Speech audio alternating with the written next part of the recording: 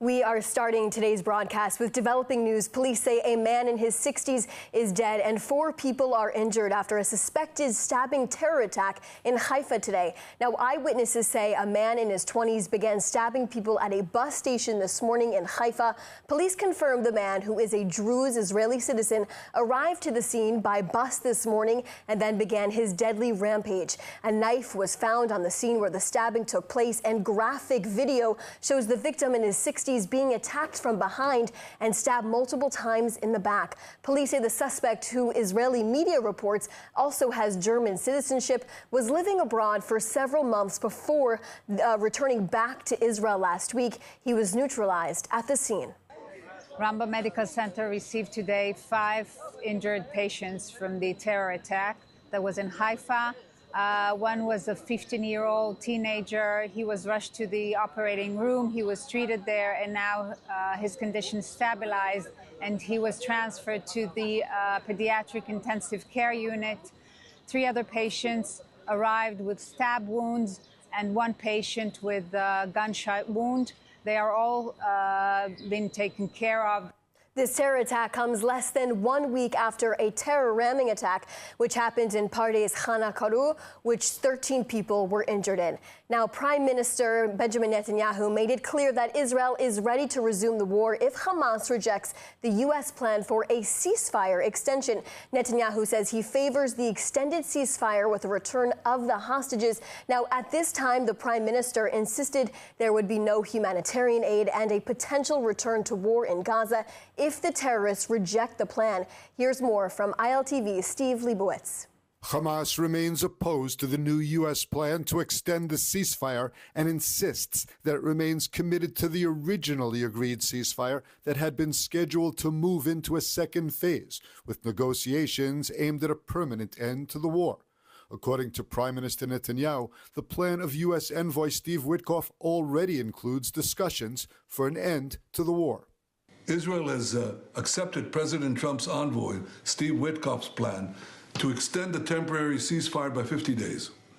During that time, we can discuss the conditions for a permanent ceasefire that will end the war in Gaza. Netanyahu said that he accepted the U.S. plan in order to bring home the hostages. Netanyahu said that Israel would continue blocking humanitarian aid into Gaza because the goods were being stolen by Hamas. Israel has decided to stop letting goods and supplies into Gaza, something we've done for the past 42 days. We've done that because Hamas steals the supplies and prevents the people of Gaza from getting them. It uses these supplies to finance its terror machine, which is aimed directly at Israel and our civilians, and this we cannot accept. We will take further steps if Hamas continues to hold our hostages. IDF troops have been mobilized along the border with Gaza. Netanyahu expressed thanks to President Trump for backing Israel, whether with the Witkoff plan or with the return to war in Gaza. And throughout this, Israel knows that America and President Trump have our back. Thank you again, President Trump. Thank you for all you're doing to return our hostages, bolster our security, and provide a future of prosperity and peace for all the peoples of the Middle East. Thanks so much for that report, Steve. Now, a group of Israeli hostages released by Hamas, including Eli Sharabi, who was released in an emaciated state from captivity, are heading to meet the U.S. President Donald Trump as pressure mounts to secure the release of those still held in Gaza. ILTV's Mayan Hoffman has the details. 7 former Israeli hostages, including Eli Sharabi, whose testimony was recently viewed by U.S. President Donald Trump, left this morning on the private aircraft of Israeli-American philanthropist Miriam Edelson. They're expected to meet with the president tomorrow.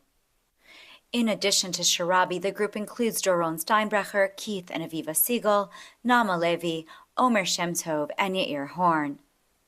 Last month, Keith Siegel recorded a video from his destroyed home in Kibbutz Kfar Aza, thanking Trump and appealing for help in releasing more hostages. Trump shared the video on Truth Social.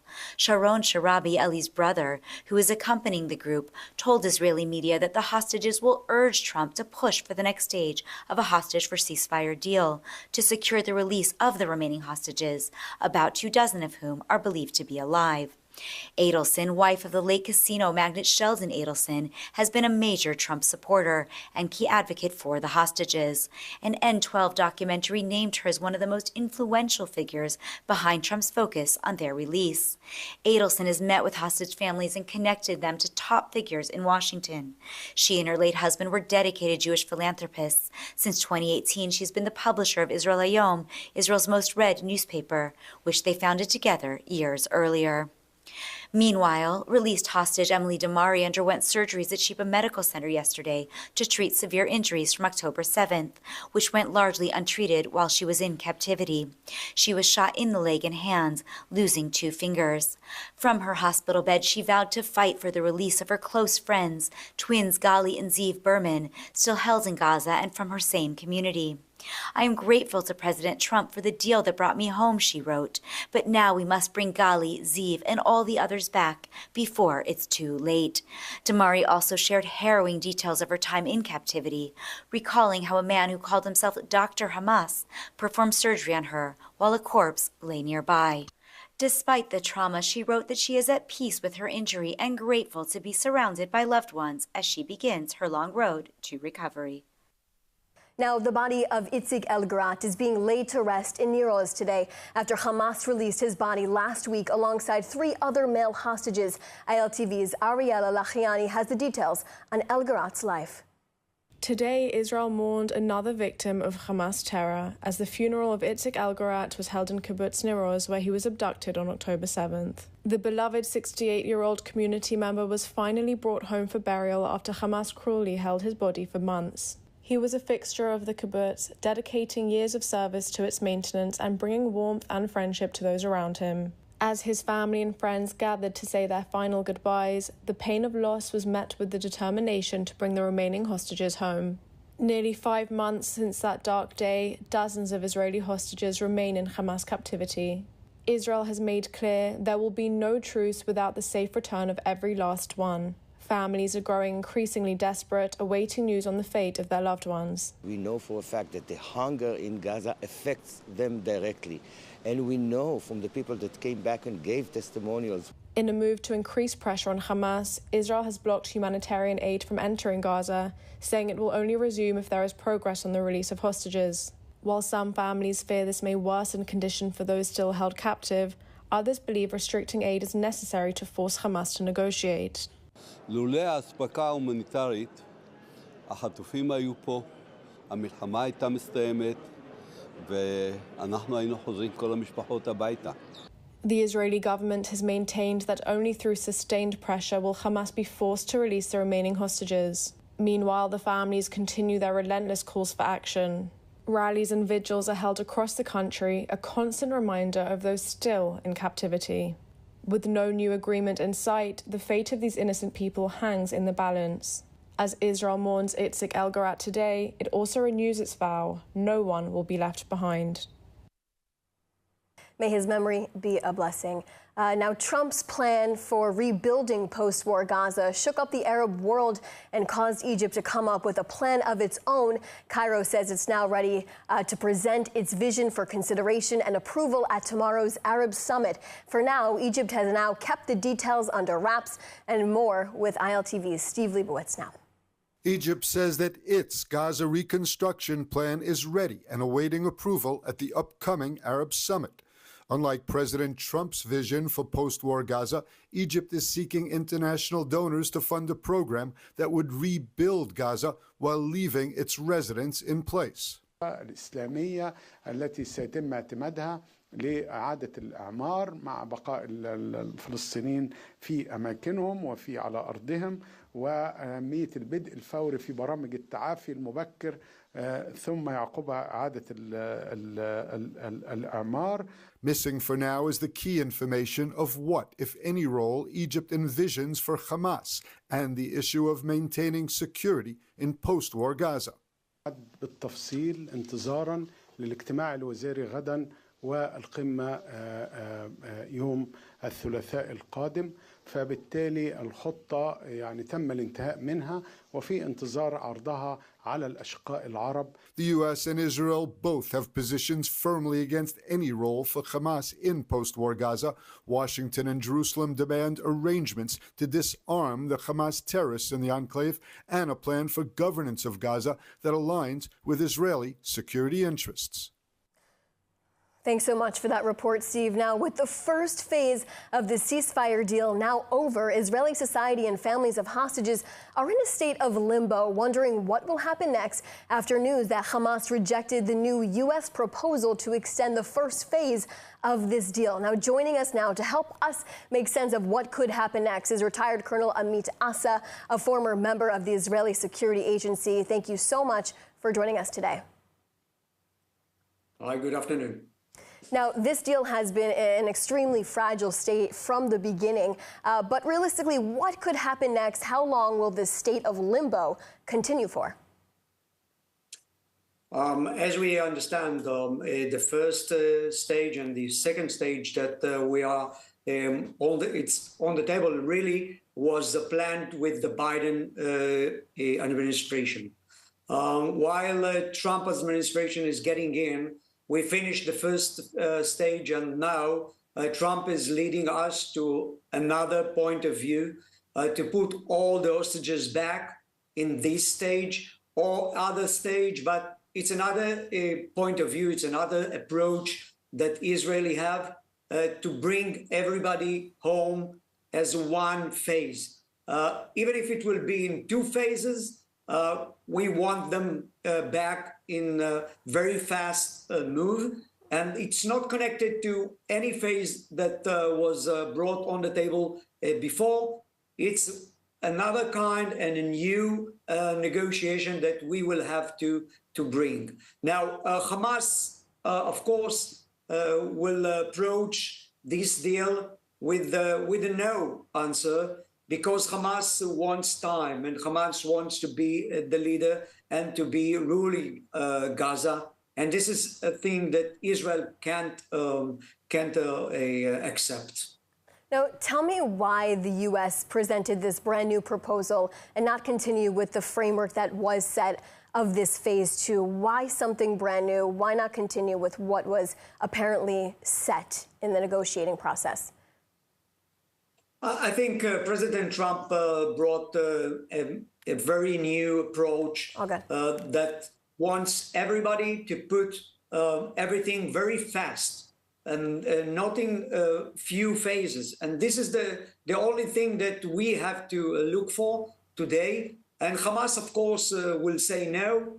It will lead us to a clash of army getting into Gaza and forcing Hamas to accept these terms of Trump.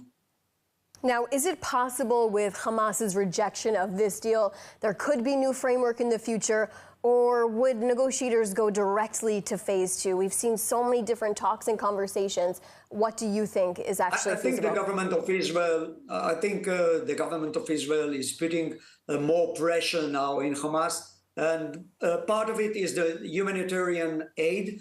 It's not just the humanitarian. We know that they have a lot of food inside Gaza. Who's holding this food is the Hamas. Now the pressure will be from the society, from the Palestinian to the Hamas, to bring them the food that they have on their hands. So it's not that we are stopping humanitarian aid to Gaza. It's just we are forcing the Hamas to give their humanitarian aid that we brought into Hamas, to the hands of the Hamas, to bring them to the people. Then this kind of a pressure on Hamas, and if we will add other kind of pressures like a force and army, and maybe some movement of the army will be made in few days, I think every one of the steps will get the Hamas into the pressure that they will understand that they have no choice They have to put the arm down and put everybody of the Hamas, all the Hamas members, out of Gaza. And I want to ask you about this second terror attack within this week that took place in Haifa this morning. Several people were injured. We're learning that an elderly man was actually stabbed to death. Talk to me about what this means for the security, the internal security here in the state of Israel.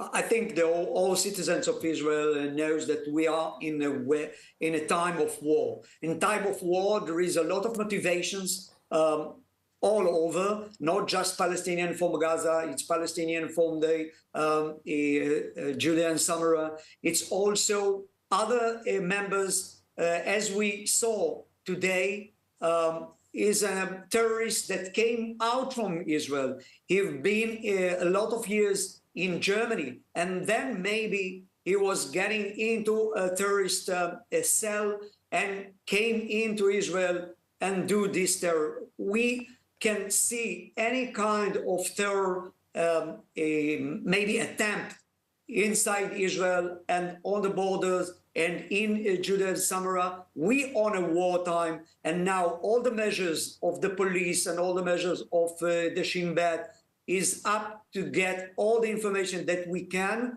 to bring these terror attacks down before they act. Thank you so much for your perspective on this. It's certainly something we will continue to follow. Thanks for your time today. Thank you very much. For generations, owning a home in Eretz Yisrael has been a cherished dream, one of faith, heritage, and belonging. Now, with Sparta Real Estate, that dream is within reach. From the spiritual heart of Jerusalem to the vibrant Jewish life of Ra'anana, the seaside beauty of Netanya, or the energy of Tel Aviv, Eliyahu Kleinman will guide you every step of the way. With beautiful homes at various price points and all bureaucracy handled for you, it's never been easier. Scan the QR code now, and Eliyahu will personally help you find your home in Israel. And now a man in Beersheba is accused of contacting Iranian agents and pretending to have access to Israel's nuclear research center in the Negev and offering sensitive information to them. Now, after police and Shabak conducted a months-long investigation, they say Doron Bokovza was indicted by the Southern District Attorney's Office for trying to give information to Iran when it was already public knowledge, according to the agencies. Now, police say after Bokovza initiated the contact with Iranian agents, he carried out several tasks for them, including taking photographs of the facilities and even transferring information. Now, Bokovza is indicted on charges on contacting a foreign agent and passing information to the enemy. And now moving on, for decades, Jewish National Fund USA has been investing in the northern part of Israel, working to bring thousands of people back to the region. Now, one of their new unique ventures will bring a totally new skill set to the region with a culinary institute. Last week, I sat down with CEO Russell Robinson about what this could mean for Israel. If you look out, close your eyes, open them, you're in Tuscany. This is a magnificent, beautiful nation, and here's a magnificent, beautiful area of the country. The breathtaking views of northern Israel can oftentimes make you feel like you're in another part of the world. When you are here on Kibbutz Gonen, tell me what this feels like for you as someone who's so involved in making sure people do come back to the north. I see the beauty and the life and the tranquility, all the things that maybe you don't use in words in describing anything in Israel sometimes. You can literally hear cars driving from miles away because it's so quiet. The animals and the beauty of the area and the tranquility of it. And you see from the people there's a spirit of Halutzim. These are people that helped build this nation from the very beginning. And then you get to see that, you know what, when you plant, you can see the fruits of your labor. For Jewish National Fund USA CEO Russell Robinson, he's had a vision to continue to turn the north of Israel into thriving communities before and after October 7th. For us, it was always about go north, bringing people up north. October 7th and the war, we had to, shift, but not change. We had to pivot, but we're still heading forward. And we're heading forward that we are bringing people back home. Bringing people home and bringing people to the region with new opportunities and putting it on the map. That's the goal of JNF USA. And here on Kibbutz Gonen, in the upper eastern Galilee, there's a vision to bring something new to the table, literally speaking. Here in Kibbutz Gonen, we started something of a reimagination 7 years ago to build the Galileo Culinary Institute, the finest institute in the world. Now that's a big statement. You got Cordon Bleu, you got CIA and America, Culinary Institute of America. How could we claim to have the finest? I'll tell you how. They're fine opportunities to learn French cooking. Overlooking the vast farms in the distance and ridge of Kibbutz Gonen sits the soon-to-be JNF's Galilee Culinary Institute. This building will have our bakery. This building will have our winery. It'll have a beer brewery. You're going to be utilizing the beauty of Israel and the experience of Israel is part of the whole culinary teaching experience. So it's not that you come here and you're going to learn only because what we're going to teach you. You're going to learn from everything that goes on here throughout Israel. Robinson gave us a tour of where the 12-month program will take place, which will soon transform into all different types of culinary spaces. So you've just walked in the Galileo Culinary Institute restaurant. This is where the chefs from all over the world that have come here to teach, students who've come from all over the world have come here to learn. JNF USA also established brand new dorms on the kibbutz for culinary students to live in. Robinson met with crews to tour the nearly finished product, where he was able to see the sleek designs and eco-friendly spaces. So every dorm will have a little kitchenette, refrigerator, a kitchenette, a microwave. Okay, and every bed has storage underneath as well. JNF USA envisions the Culinary Institute to be instrumental in bringing more life to the ever-growing city of Kiryat Shmona and its surrounding communities. With their investment in entrepreneurs, medical facilities, to pre-military programs in the region and more, the nonprofit is hoping the area expands with each opportunity that's created. Israel tomorrow is what Israel's all about, a light up to nations, and it's going to be that place that people are going to say, wow, I should have bought a home there before. What an exciting moment to be on Kibbutz Gonen, seeing so much to come for them. And now for some pop culture.